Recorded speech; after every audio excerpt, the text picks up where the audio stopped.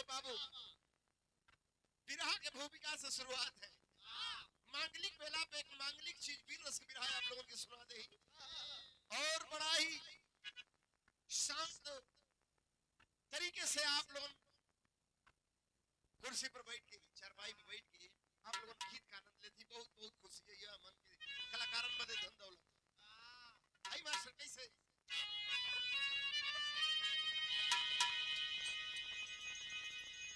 हंस यदुवंश श्री कृष्ण जग के प्रभु, जो चराचर जगत के है स्वामी कगाते, पूरे ब्रह्मांड के खुद रचयिता है जो, कोटियों सूर्य चरणों में मस्तक दबाते।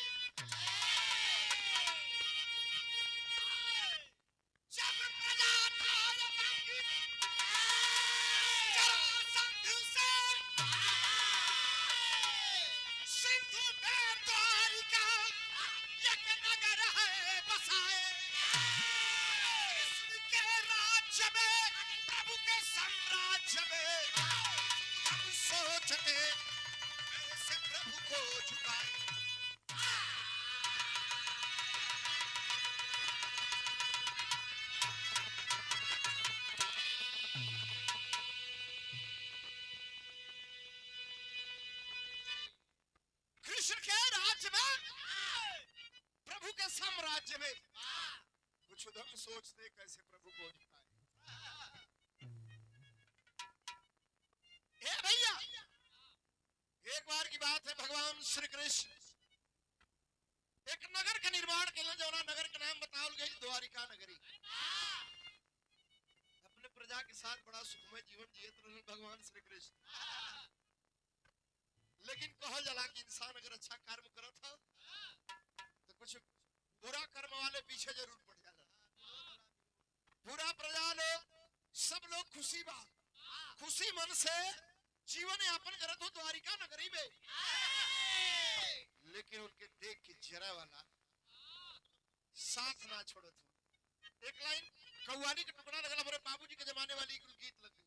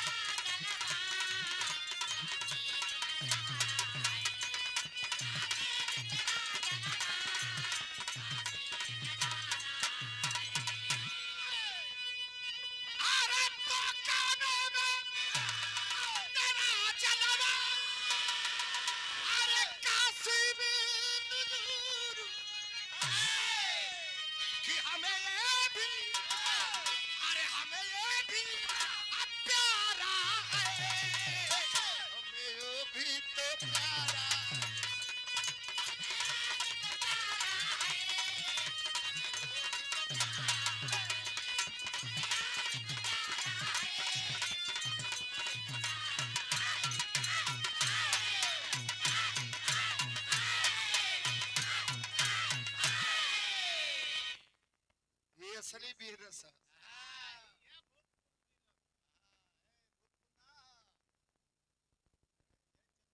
भाव निकलन कभी दर्शावलन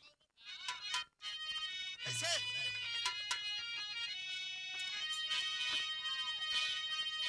कि पीरा की और पीरा की दरा धरती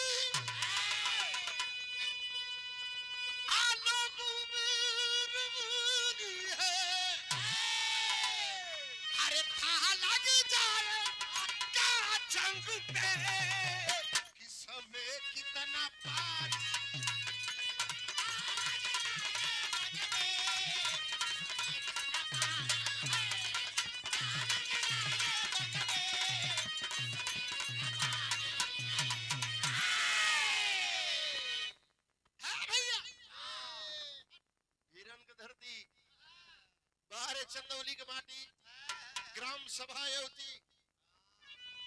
ये भैया भगवान श्री कृष्ण बड़ा सुखमय जीवन जिए थे। द्वारिका नगरी जो नगर के निर्माण कैलन भगवान श्री कृष्ण, प्रजा बड़ा सुखमय जीवन जिए था। यही से कहानी की शुरुआत मास्टर कैसे भाई।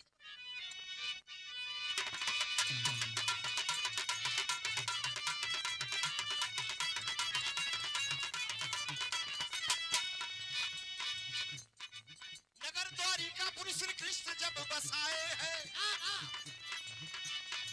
नगर द्वारिकापुर श्री कृष्ण जब बसाए हैं, प्रजा सुख भोग रही मने मन मुस्काए हैं।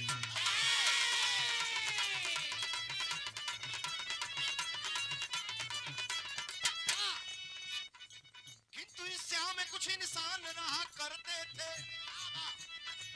किंतु इस स्याह में कुछ इंसान रहा करते थे, भला बुरा खुद को इसी कहते थे।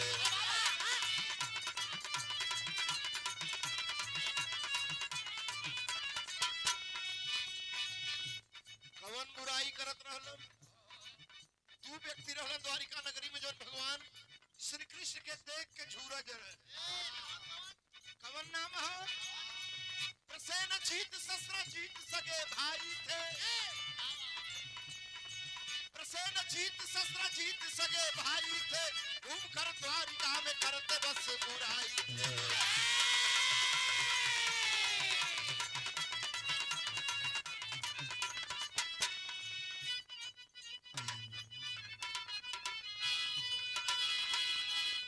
अरे सूर्य को तप से शस्त्रजीत ने प्रसन्न किया,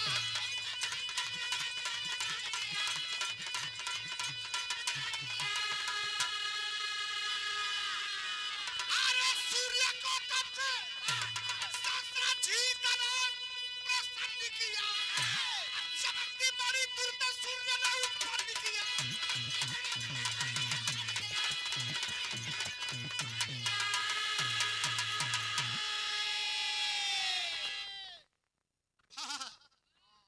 दशा गवैयन के नाम पूछेंगे।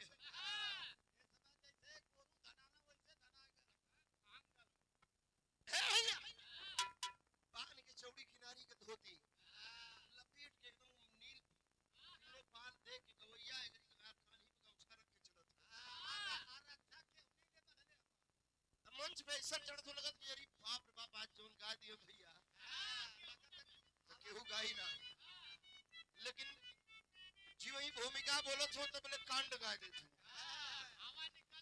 रात भर रोन पट करत हो,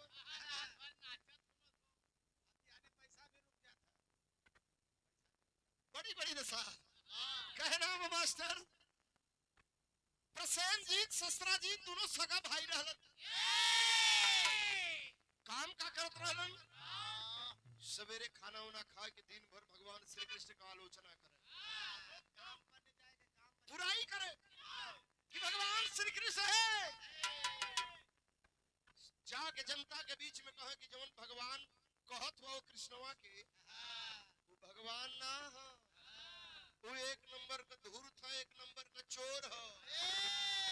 अच्छा हम ही कहते अगर तुहार बुराई बतियावे के हमके हम 50 किस्म का पैर लगा के आदमी के बीच में भ्रम कर, लेकिन जब भेंट हुई तो समझ में आई कि कितना नीक है कितना सही है। ये भैया प्रसेनजीत शस्त्रजीत दोनों सगा भाई रहलन। सतेंद्र भैया दिन भर नीक आदमी के कुछ ऐसा आदमी होलन कि पूरा कह बदे दिन भर उनके पास समय निकल जाए। तो कहना हम कहल एक लाइन तरज किल मास्टर बड़ी बेहतरीन तरज।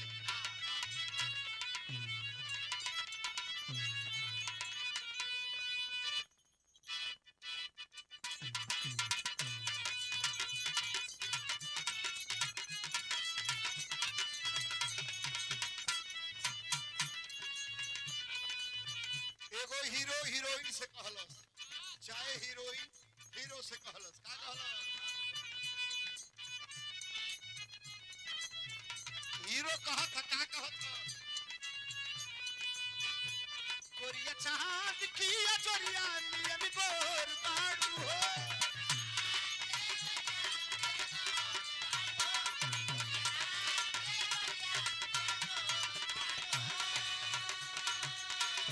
कोरिया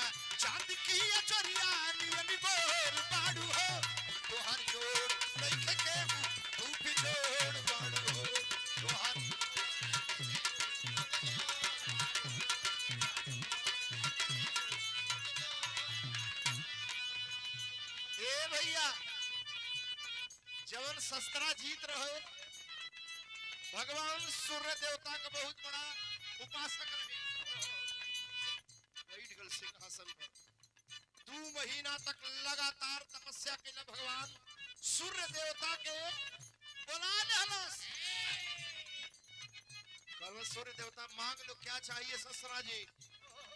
कल हे प्रभु सूर्य देवता अगर देहला चाहती तो हमके ऐसा चीज दे देंगे पूरे ब्रह्मांड में पूरे चारों युग में वो ऐसा चीज केहू के पास न रहे।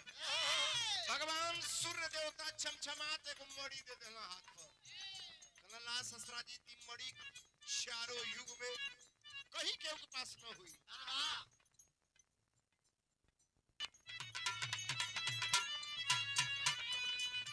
मड़ी हाथ पर रख देलन सूर्य देवता मड़ी कैसे रहल ओकर विशेषता बतावत थी दादा। मड़ी 8 भर सोना रोज उगिल। मड़ी का नाम का रहल समयंतक मड़ी। जितनी बात आप बताई बिरहा में सब एकदम आप लोगों के वेद पुराण में मिली की भाव के वह चांद के वह सूरज के रोशनिया देखा चांद चलले।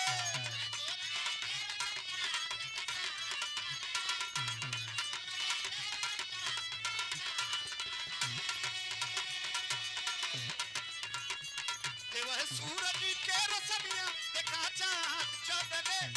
आज बकुला झुकावे आसमान चलले। आज बकुला झुकावे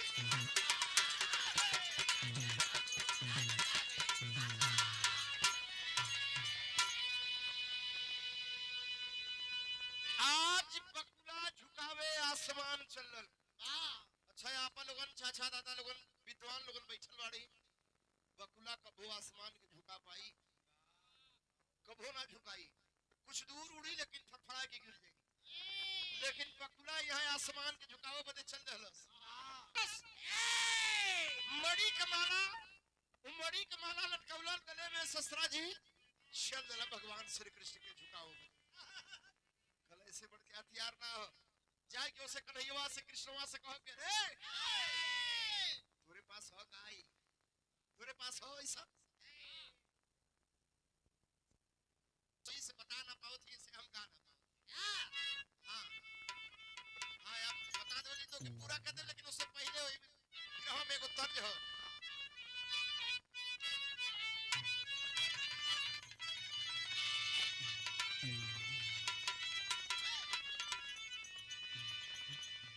ए भैया तनी विरह की कहानी पर गौर कर दिया आप लोगन।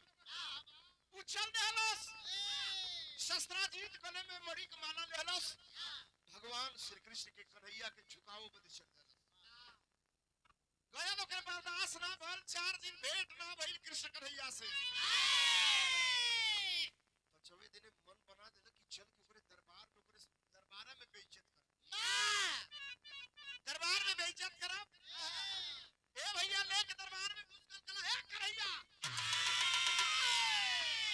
जो ही गलन दरबार में रात दरबार में महल में गयल इतना प्रकाश करम पड़ी कि लोगन के आंख में जोत लगल। भगवान श्री कृष्ण कन्हैया कहला रे ई का हो बगलिया में ऋषि मुनि बैठल रहल करवा में कहला रे ई शस्त्रा जी सूर्य भगवान से तपस्या कई के आई पौले हो मड़ी पौले हो गाड़िए में मैदान में चल दरबार में कहला हे कन्हैया भाई तोरे पास ऐसा मड़ी है का। तबले भगवान श्री कृष्ण कहलन कि ये शस्त्रा जी ये मड़ी तोरे लायक ना है। ये बतिया कोई के भगवान श्री कृष्ण बहुत बड़ा गलती कइलन। इतना जवनिया से निकलल कि शस्त्रा जी ये मड़ी के माला तोहरे योग्य।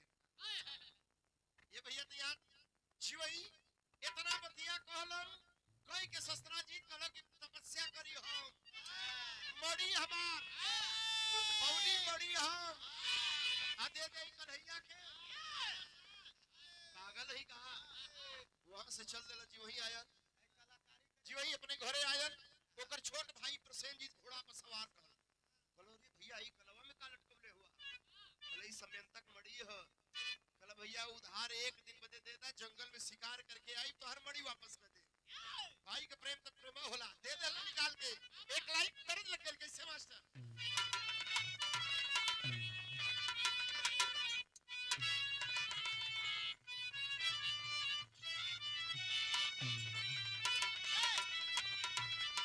कि प्रभु आप बसे वृंदावन में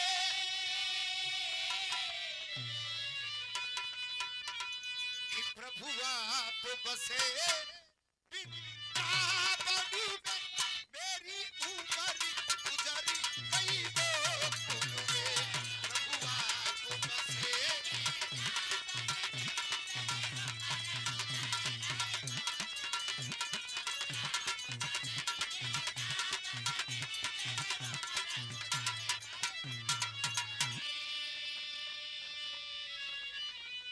लेके घोड़ा पर सवार भल चल रहल कि चढ़ैया सोमड़ी ले कर प्रसे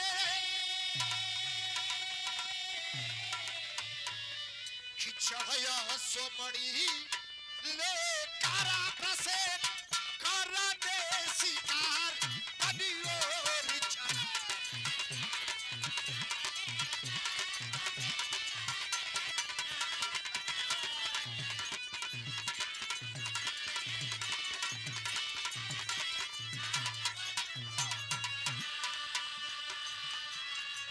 चलना लेके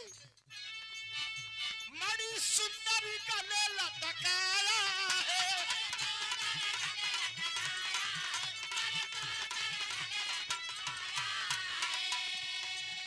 वो और बिपिनु में आया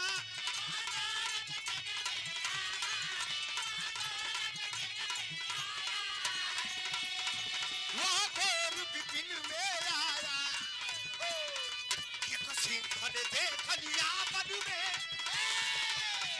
एक सिंह ने देख लिया बनु में करा करा का भयंकर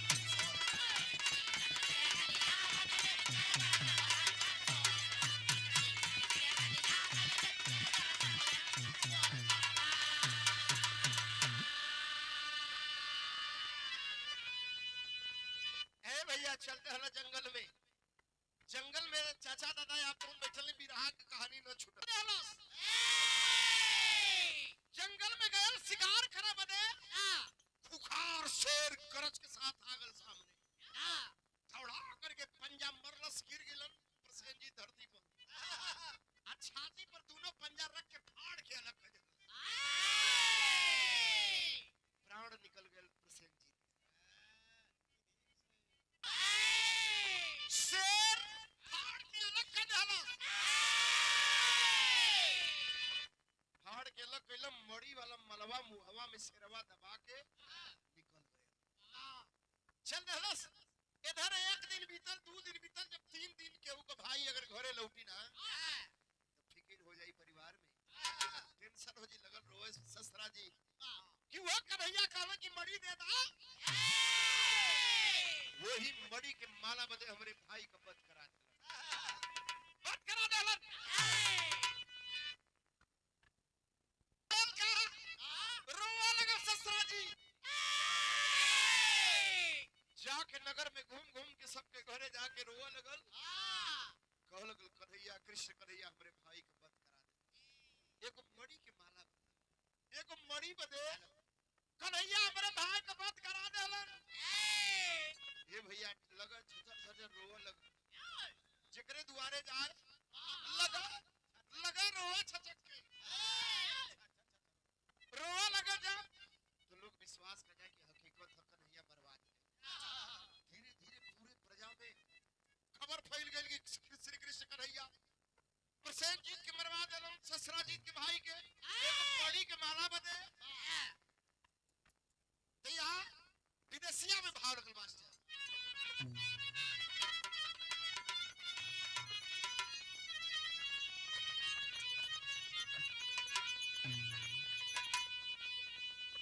कि बीतल 3 दिन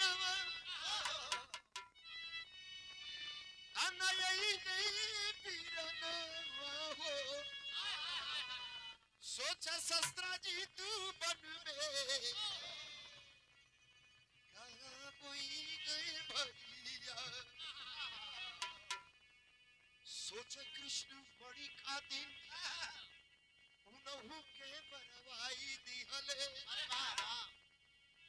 आ घूमी घूमी कागे लागल सबसे जी करिया रह कृष्ण पापी वही मड़ी खातिर मरले हवे आ कैसनी कलंक लागे छंखेले कान्हैया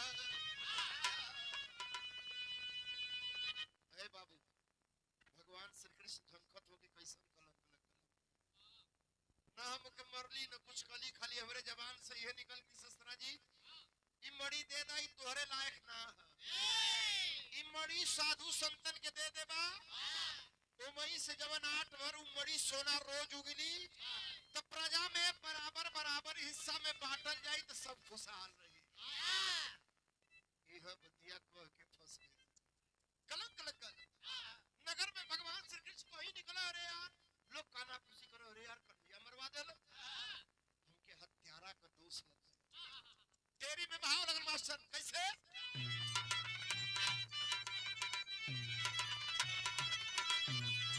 अरे मुरारी जी के छोरिया लागल अरे मुरारी जी के छोरिया लागल कि भादो शुक्ल चतुर्थी देखे थे या छोरिया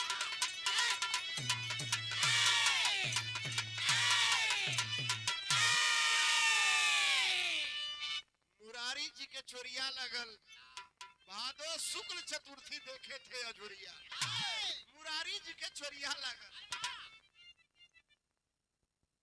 ढेलावा चांद देख ले लो गरीब भगवान श्री कृष्ण यही से भगवान श्री कृष्ण के कलंक लगे जौन आज भी कलयुग में उगला ढेलावा चांद कोनो पाक में तो माता बहन लोग कहले कि ढेलावा चांद ना देखेंगे दोष लगेला वो चांद देख ले भगवान श्री कृष्ण यही से दोष लग गए कलंक कैसे मिटाई चल देना साधु संत के लेके वही जंगल में जौना जंगल में गल है प्रसेन जी चलना एक लाइन तरह लगिल मास्टर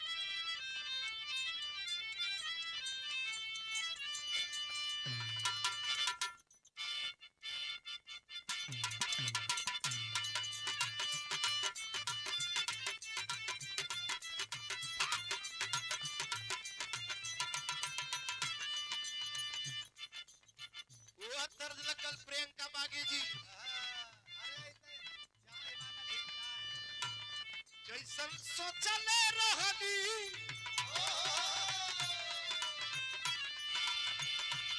जैसन सोचले रहनी वैसन धनिया मोर बाड़े सावर नगोर बाड़ी हो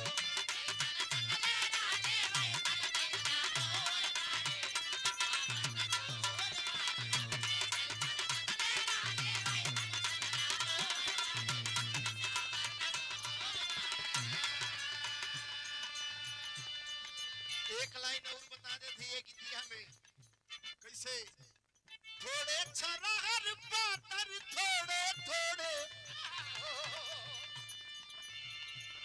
थोड़े छरहर पातर थोड़े थोड़े बाड़े सावर नगोर बाड़े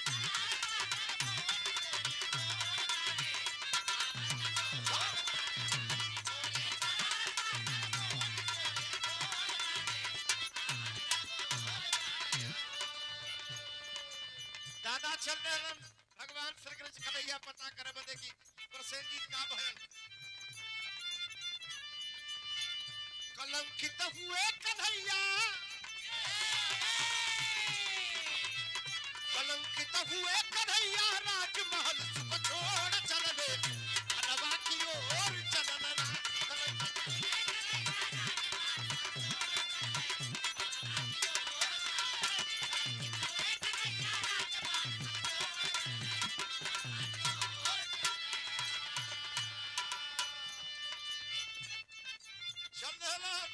पता कर बदे वही जंगल में जंगल के बीच मिलल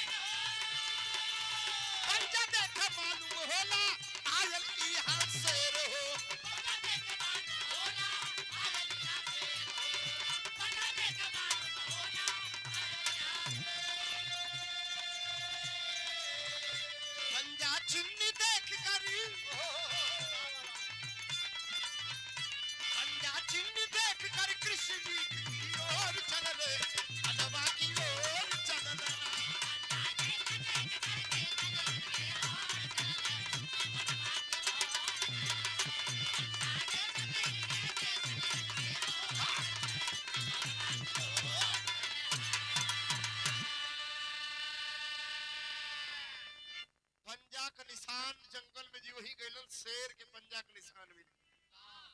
भगवान श्री कृष्ण कहले कि यह रास्ता बताई पंजा का निशान। पंजा का निशान पकड़त पकड़त पकड़त भगवान श्री कृष्ण जंगल के बीच में जो ही गेलन, देखत एक मानव को कंकाल पड़ल। भगवान श्री कृष्ण कहले कि यह प्रसेनजीत है, कनो खुकार जानवर एकल बंद कर देले हो, लेकिन ठीक है एकर बंद तो हो गया, लेकिन मड़ी के माला गयल कहां? अब शेर जौना रास्ता पीछे भल रहल, फिर ओकर पंजा के निशान पकड़ ले। पंजा के निशान पकड़त पकड़त गइलन, एगो विशाल गुफा के सामने मुख्य द्वार पर खत्म हो गया। भगवान श्री कृष्ण खड़ा हो गए, कहला कि यही गुफा में उमड़ी के माला हो। यही तरह साधु संत लोगन के रोकलन भगवान श्री कृष्ण कन्हैया कहला रात दरबार में जा लोगन आराम करा, ये बड़ी खतरनाक गुफा है, गुफा में हम घुसा। चल देलन साधु संत लोगन दरबार में चल देलन। भगवान श्री कृष्ण कन्हैया वो विशाल गुफा में प्रवेश करत हो घुसत हो। एक लाइन तरल लगा हमारे बाबूजी के जमाने वाली वो उस्ताद दोन गावत रहलन कैसे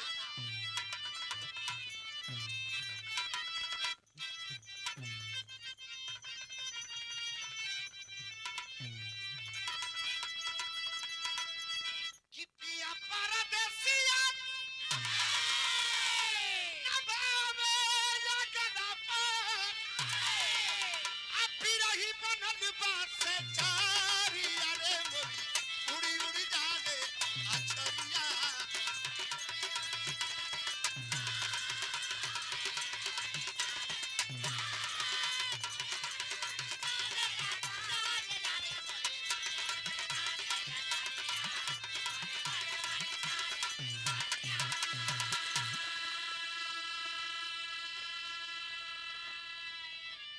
यही तो कह जरा, लेकिन भाव कवि जी बहुत बढ़िया दर्शौले कैसे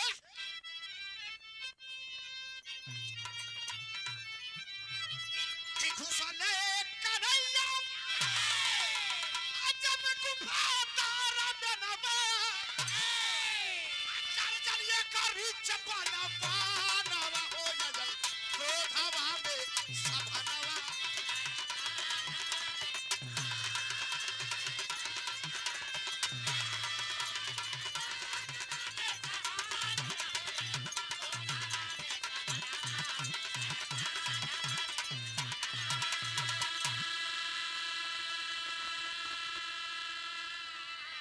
तरत के साथ एक जानवर आयल,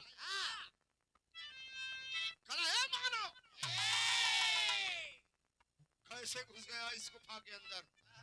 तू जानता नहीं है जो भी इस गुफा में आया है आज तक वापस नहीं गया। भगवान श्री कृष्ण कहला कि आऊ जौन मड़िया तोरे पिछवा हो, मड़ी का माला हमके चाहिए। मड़ी हमारे बड़ा कलंक लगल है वही मड़ी खातिर, मड़ी हमके दे देबा हम चल जाए, तो उससे हमार कोनो बैर ना हो। काट देता जानवर। वो जानवर कवन चीज रहल? खुखार भालू, खूब पुरातन भालू, बड़ा पुरान भालू रहल।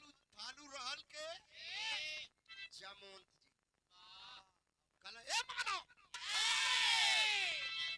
तुझे मड़ी का माला चाहिए तो मैं देने के लिए तैयार हूँ, लेकिन एक बात याद रखना, मड़ी का माला लेने से पहले मेरे साथ युद्ध करना पड़ेगा। बोलो कि लड़ाई करे बदे लड़ाई करे के होई का काला मास्टर कि कहा कृष्ण देईदा यही मड़िए के माला अपना चाबा वंत भर के छतिया में ज्वाला।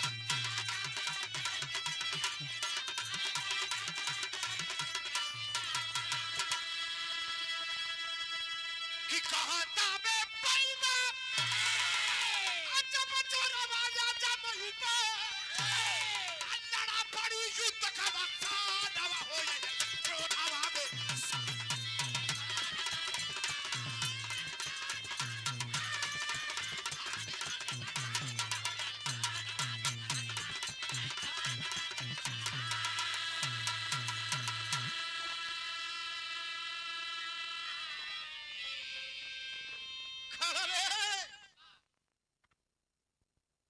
कलन के होकर के वो भालू जामवंत जी कहा ए मानो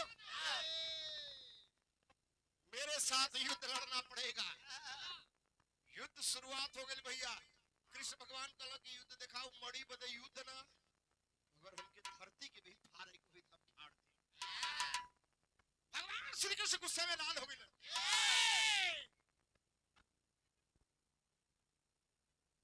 विकास यादव युवती की धरती से भैया की तरफ से शानदार पुरस्कार आया। प्रणाम हो कई बार पुरस्कार आया। 100 रुपये लगी आशीर्वाद की कामना बात। कैसे मास्टर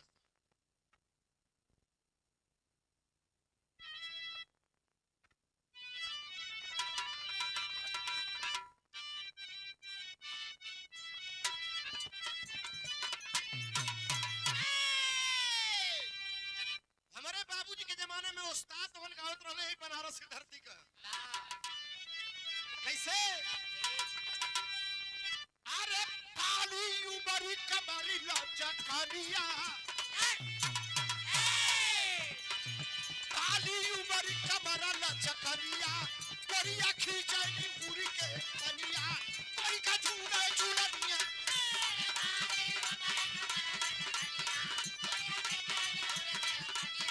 कोई का झूला झूलनिया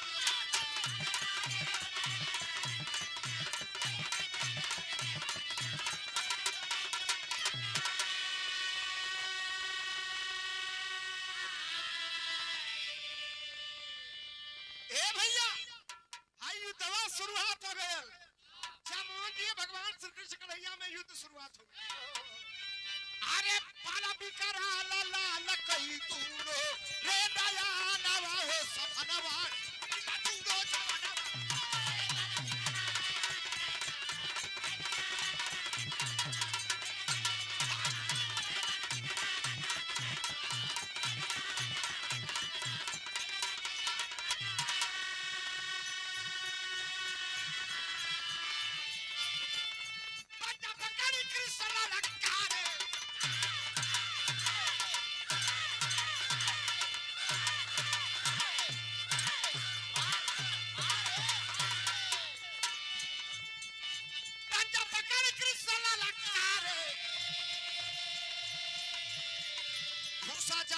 जी को रिच भी क्रोध में करे सागर जन करे चिकारे हर हर कापे धरती औरी आदवा हो सकना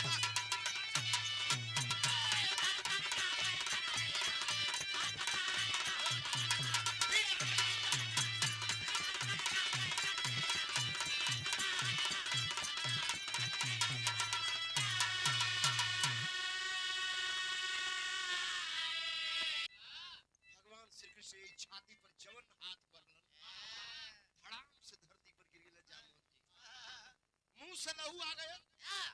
फिर जमीनिया पर हाथवा रख के जामवंत जी सोचले कि फिर दोबारा उठी ये मानव से लड़ी। जी वही जमीनिया पर रख के हाथवा ये बाबू जोरवा लगौल जामवंत जी हलाक दे दू पसर और खून आ गया। धड़ाम से धरती पर गिर गया चारों खाना चीज शक्ति काम ना अब करी कैसे ये मानव से लड़ी कैसे। जब शक्ति ना काम कैला बबलू भैया जब शक्ति काम ना कैला तो जामवंत जी रोवा लगलन। रोई के तो बात कहलन कृष्ण कन्हैया से का कहलन मास्टर पीर रसकाला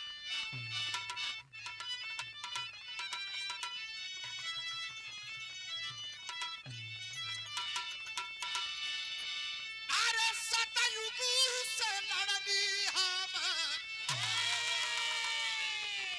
कई गो लड़ैया कि लड़ने से पेट नहीं अपारा लहा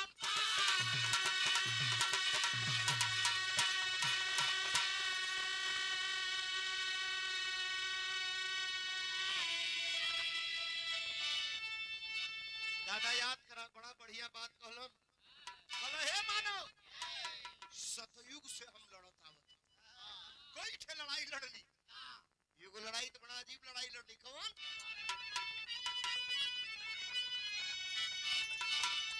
अरे त्रेता में रम खाती जाके पहली महायुद्ध जीतला स्वामी सारंग।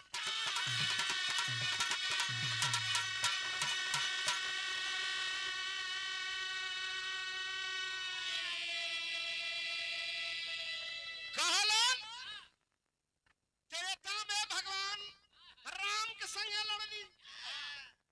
लंका पर जब विजय प्राप्त करके अइलन, रावण के मार के अइलन, बड़ा खुशी लोग मनावत रहलन। हमार मौर लटकल, मौर लटकल रहल। बगलिए से मर्यादा पुरुषोत्तम राम जात रहलन। कहल रे जामुन तबीयत वाली ठीक तो बा, पेट में दर्द तो ना हो? कहल प्रभु एगो बात कहीं बुरा तो ना लगी? कहल प्रभु आई जो लड़ाई लड़ला, वो लड़ाई से हमार पेट ना भरा। पूरी बाप रे बाप, इतनी बात जब श्री कृष्ण ने सुनलन, बोलो रे बाप रे बाप, क्या कहना आगे चलाएंगे?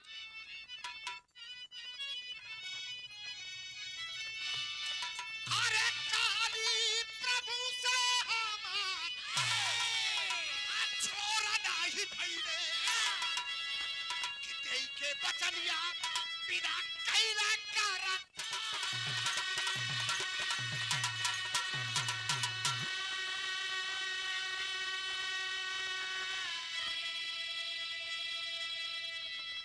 कल जा आशीर्वाद देते जामुन, एक समय आई कि तोहार लड़त लड़त पेट भर जाई। तो बोले जामुन जी रोत के कहलन, का कहलन? अरे लागत बात राजू हो, अरे आई कलन दिनवा रोआ जामुन आंसुअन के।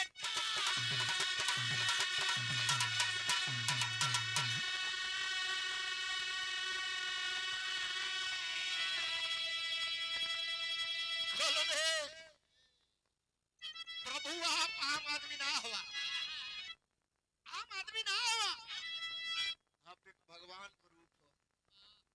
बबलू भैया कहलन कि आम आदमी।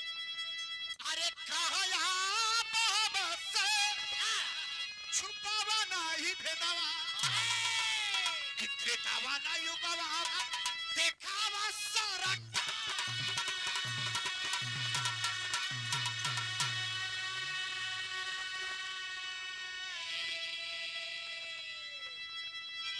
प्रभु क्षमा करी, पैरवा पकड़ लेना भगवान श्री कृष्ण का।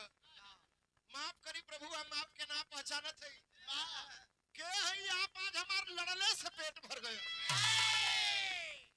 लड़ने से पेट भर गया। सतयुग में, त्रेता में, हर युग में हम लड़ली, लेकिन लड़ने से पेट ना भरा। लेकिन आज हमार पेट भर गया, पेट भर गया।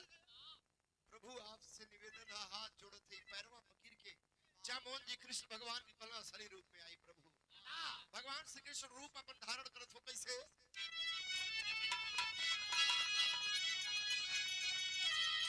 अरे थैले श्री राम रूप जवही कन्हैया, कि दुख कुल मिटल देखा ये का तकनीक।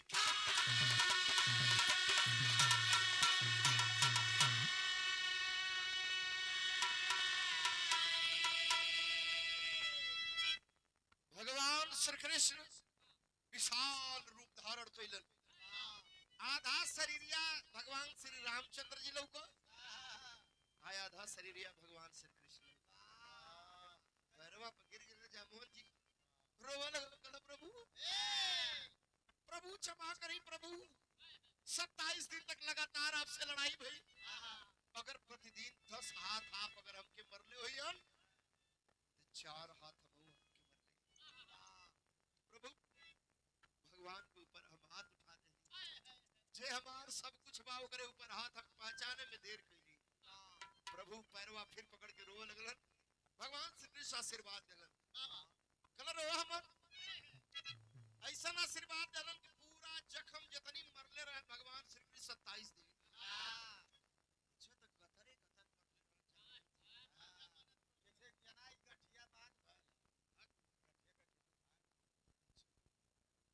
कैसे पता?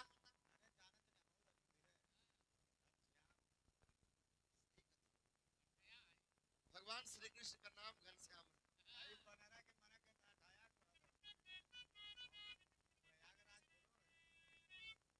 ए भैया, भगवान श्री कृष्ण कहलन की सुना, ऐसे न हुई, मणि की माला हमके तू दे दा।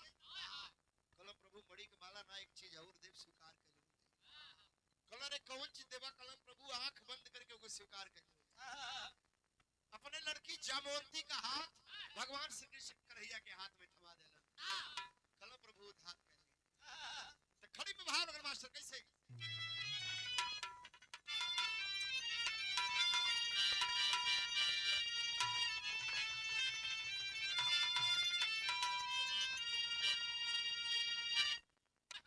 जामवंती जी शादी कर दहलन, जामवंती कर भगवान श्री कृष्ण से शादी कैला के बाद भगवान श्री कृष्ण मणि के माला लेके चल दहलन, के दहलन खड़ी में भाव लगल।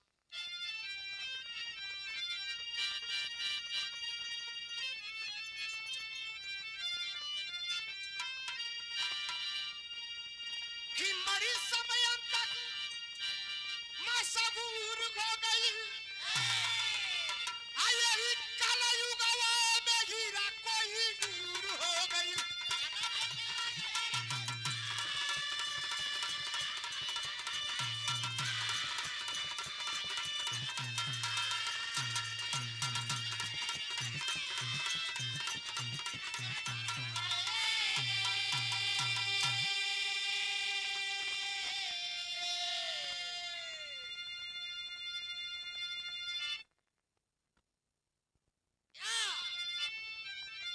कि कुछ दिन मणि रह पांडवन के पास हो, आ गई है राज्य भई लगे तवास हो। पांडवन के भगवान श्री कृष्ण को मणि दे देलन। पांडवन के जब अज्ञातवास भइल भागा पराए में मणि छूट गई। ये भैया जब मणि छूट गई, कलयुग का देखिए, हम कहली पहलवा की विरह हमारे चारों युग में चली। ये कलयुग में वो मणि के पास गई, लोभी और ही बाबू से बाबर पास जाके अब मोहम्मद से नदीर साली लहरा के, जैसे जैसे शासक बदलते गए वैसे वैसे वो मणि उनके पास रहा। लोधी के पास रहे, हिमाऊ के पास रहे, बाबर के पास रहे, फिर उसके बाद केकरे पास गई कि राजा रणजीत सिंह सभा को बढ़ाए, अब पापी अंग्रेज छीन ली लहरा के।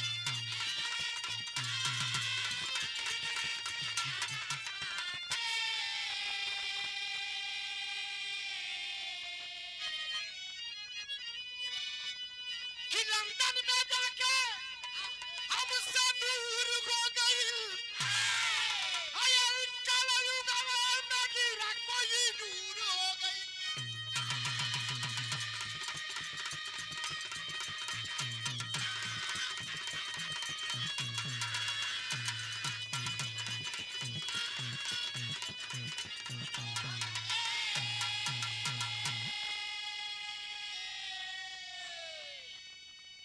कलयुगों में हीरा कोहिनूर हो गई।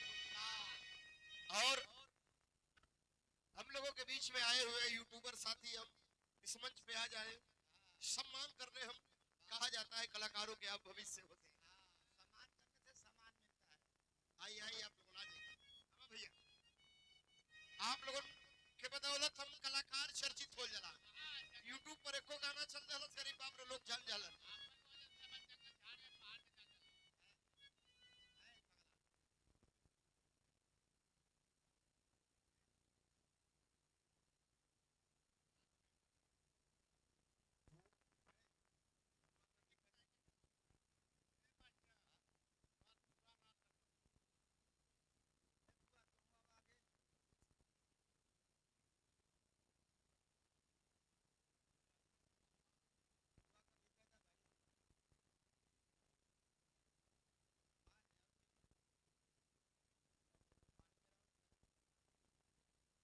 और देखिए स्नेहा बिरहा म्यूजिक हरिओम तिवारी जी, ये भैया के रितेश पांडे, करीना पांडे, जो भोजपुरी के बड़े बड़े स्टार के साथ आप लाइव चलाइला, शूट करीला।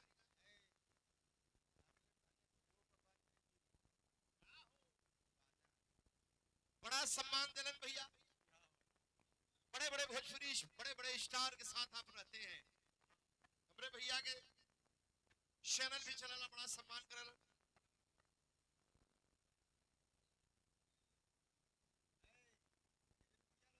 गोलू राजा के साथ में आप रहेली, बड़ा सम्मान प्यार दुलार भोजपुरी जगत से आप लोगों के मिले।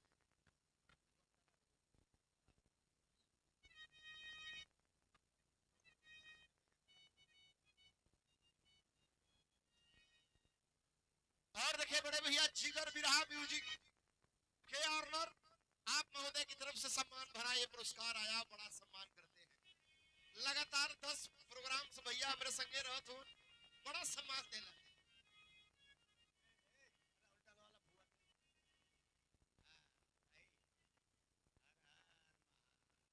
और देखिए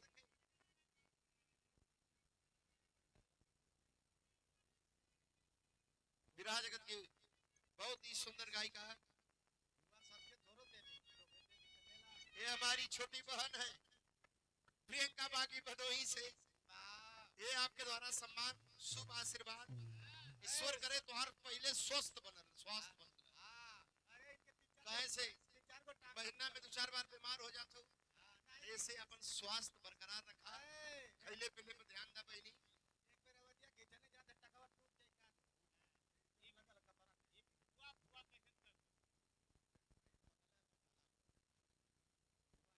तो कहना है आखिरी बंद में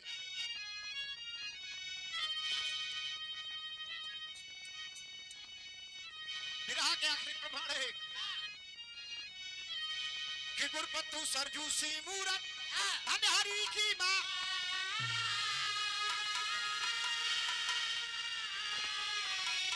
कि सतयुगा नगर में कई धूप कई छाया,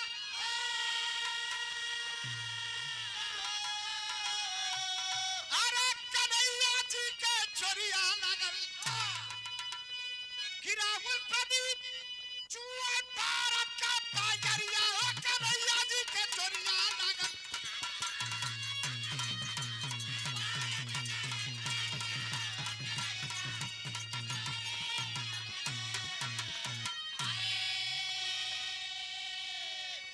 बहुत बहुत धन्यवाद।